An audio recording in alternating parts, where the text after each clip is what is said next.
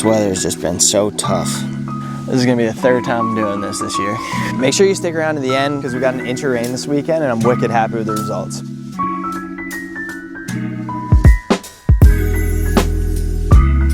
What's going on, guys, and welcome to my backyard. If you're new to the channel, my name's Jake and I'm always doing stuff outside, but when I'm at home, I'm usually messing with something in my yard. Today we're gonna mess with one of my backyard putting greens. I actually have two. This is one of them. This is made out of Tiff-Tuff Bermuda grass, and on the other side I have a Bentgrass putting green. That's what we're gonna be working on today, so come along. So I've gone ahead and gathered all the materials that we're gonna need today. It's almost November here in Tennessee and it's been unseasonably dry and warm for the last almost 6 weeks. We haven't had rain since Hurricane Helene, which washed away my whole putting green the first time. This is actually gonna be the third time that I'm seeding this. We're doing something a little bit different this time. Let me walk you through it. I'm gonna go take you over to the Bentgrass putting green, show you around, show you what the issues are, and then we'll knock it out step by step. So over there is the Bentgrass putting green. From back here, it looks pretty darn good. She's good from far, but far from good for sure.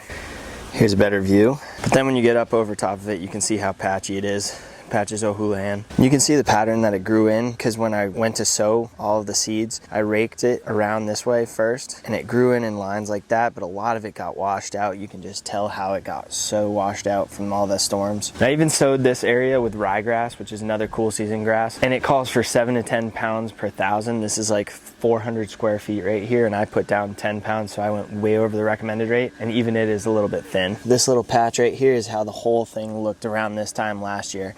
I let it grow up to probably an inch, inch and a half before cutting it the first time last year, and this time it just hasn't even grown that much. And that's where we're at today because there's one big problem. This is grown into native soil. We have super clay compacted soil, and I added sand last year, and for some reason last year it worked perfectly when I was able to control the water. This year it got compacted. I ended up having to run it over with the drum of my greens mower to flatten it all out from all of the water washout, the erosion that happened, and inevitably it compacted the whole surface. So today we're going to use a product called Penterra, which will allow the water to penetrate better. It should help with the clay. I've put down gypsum as well. So we've done some work to help with the water processing. So putting the Penterra down, the water is going to actually be able to get into the roots and help this product to get down as well whenever we fertilize and whatnot. So that's going to be step 2 after 1, sanding it. So obviously I've already put a couple 100 pounds of sand on it, but you can see here where it just washes out. There's a couple other spots that are really washed out, like right there where the sand should all be staying in place since it filters water pretty easily.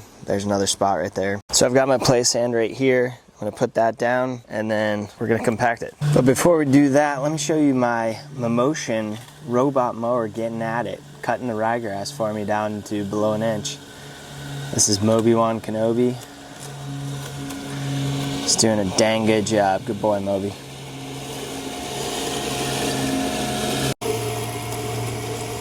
So the benefits of sand are threefold. 1, it helps with leveling. 2, it helps with drainage. Think of the ocean. Water goes right through it, but leaves a flat surface. And 3, it brings heat to the surface, which is great for germination, especially this time of year when it's late in the year. All right, now that we got the sand down, we can go into step 2, which is to get out the greens mower. Now, why are we gonna do this? We're not cutting anything. We're rolling something with these transport tires. We wanna seed this, so we want little places, like little dimples for the seed to fall in. If you've never seen a Bentgrass seed, it's literally the same size as sand. So that's the big issue with washout. So you wanna find a little place for them to sit, like a dimple, like what's on this tire. Check this tread out. So the weight from this will actually leave these little dimple indents in the ground, and all the seeds will sit in these little pockets that it creates. And another benefit of sand is that once the seed grows in and those dimples are still there, I can just take this roller and roll it over the whole thing and it should flatten out. This is a 220 pound machine, so it should flatten it all out and make it puttable. So since the Bentgrass that's already grown in is pretty mature, it's 5 weeks in, and then the surface layer is sand, we should be all set. This shouldn't damage anything. We'll get some water on it, but before we water anything, we're gonna get that water penetrant Penterra in, and that's gonna be the game changer in this whole situation. No more runoff. Water is gonna penetrate into the soil. We're also gonna put the seed and Milorganite down. The Milorganite will help bring some more heat to the surface there. The seed should be good. Hopefully it'll grow in before we get our first frost. Sometimes it's late November.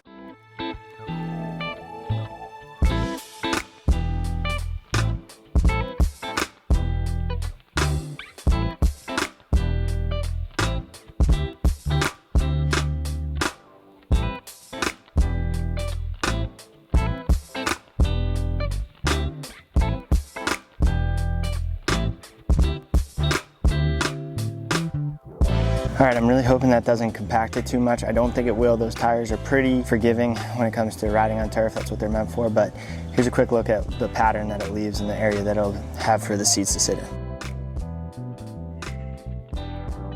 So you can see that because it's sand, once you drive over it, you can compact it back down pretty easily. It's just gonna hold the sand there for the water. All right, we're on to the Penterra. It's a wetting agent, but from what I was told by the Texas grassman, who was the one who introduced me to this project. He used to be a superintendent, so he knows what he's doing. And a lot of superintendents swear by this stuff. Basically what it does is it allows water to penetrate down into the soil, bring all the nutrients with it, basically prevent water from just gliding across the top, which is what it was doing. And it's super strong. It's a teaspoon per gallon. I'm using the backpack sprayer. Last time I used the hose end because, you know, with a soil penetrant, you want it down into the soil, so you use a lot of water to kind of flood it down into it. But I'm gonna try it this way. It's a little bit more precise, I think. And I have a little bit of square footage. I think it's only 600 square feet I gotta do. So I'm gonna use a half a teaspoon for 1 gallon of water. That's all it takes. So I'm gonna get that and we'll mix it up and get it sprayed.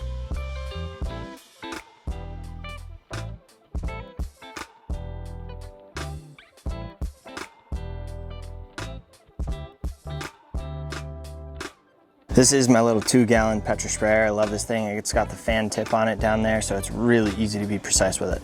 That's me. And I did a little test on this product the other day, right there, and I forgot to water it in, so I burned that area, so I gotta kind of stay away from that spot.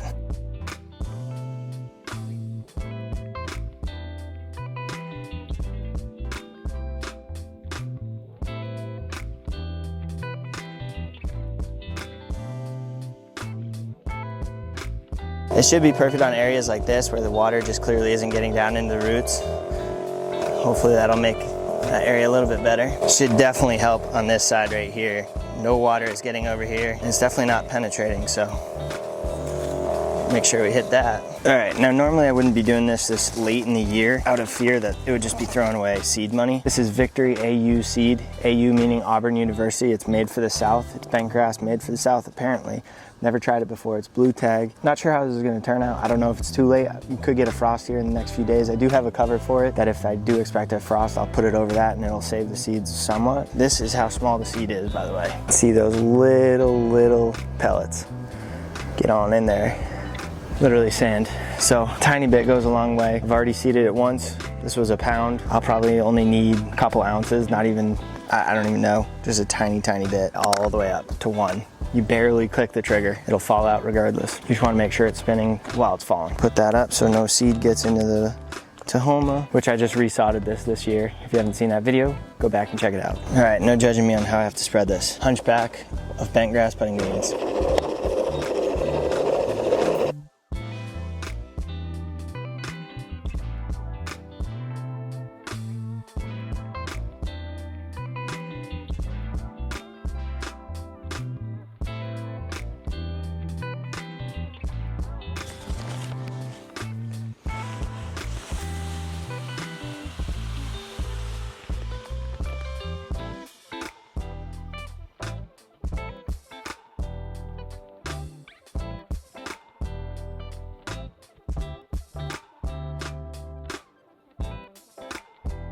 That puts down a lot. It looks like poppy seed bagel right there. Okay, well all the work back here is all set. It's supposed to rain on Thursday, which is why I did all this. I'm gonna go put down some water, maybe ½ inch, see how it goes, see if it drains well. Hopefully this is exactly what the bentgrass needs, and then we can get to mowing it, and then it'll start spreading. Next year it'll fill in great, as in the spring. Alrighty, it's been less than a week. We did this work last Wednesday before the rain on Thursday.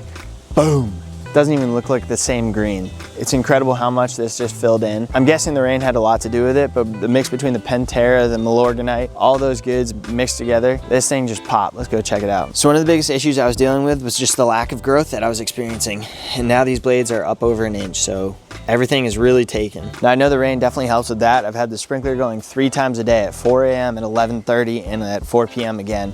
So I've been putting down 5-minute cycles or something like that, so not that much water, just keeping it wet throughout the day. The Penterra really is allowing that water to penetrate. Y'all saw right there where I put it down on a tough spot, and then over here, this was also a tough spot, and it's looking completely different. I haven't watered this at all since the rain on Thursday, so I have to assume that's working really well. So one of the biggest issues I've experienced with this putting green is the compaction. Ever since I put down that Penterra, I don't even need to step on it with this manual aerator. Now in terms of new growth, I am not seeing any. I haven't seen anything germinate. The temps have been down low. I think our soil temps are probably high 60s, maybe even mid 60s, which is gonna be tough on germination, but it'll still happen. It'll just be delayed. But with the growth that I'm getting, I'm not too worried about it. This is creeping bentgrass and it will grow sideways and fill in. I'm sure of it. I've seen it in the past, so I'm not that worried about it. I'm actually very content with how this is looking right now. I'm not gonna mow it today. I'm gonna give it probably a week to see if there's any new growth around those spots, because we do have some big chunks right there that I would like to have the seed fill in rather than have to wait for it to creep. But let's see what the actual height of this grass is. Now this is my compact height of cut gauge. It's awesome. Check this thing out. This is what's called a prism gauge, and you can set it down and it'll reflect what the grass looks like as if you're looking at it from right in front of it. So we're looking at just about an inch, so it's ready to be cut. So that's the update. The bentgrass, along with the ryegrass, are both looking great. The Penterra seems to be working. The Milorganite's kicking off. The color is great of both these things, and honestly, pretty close to being ready to mow. So hopefully we'll catch you on the next one when we give this thing its first cut. And I'll post these products that I use down in the description. If you have any questions about them, just let me know.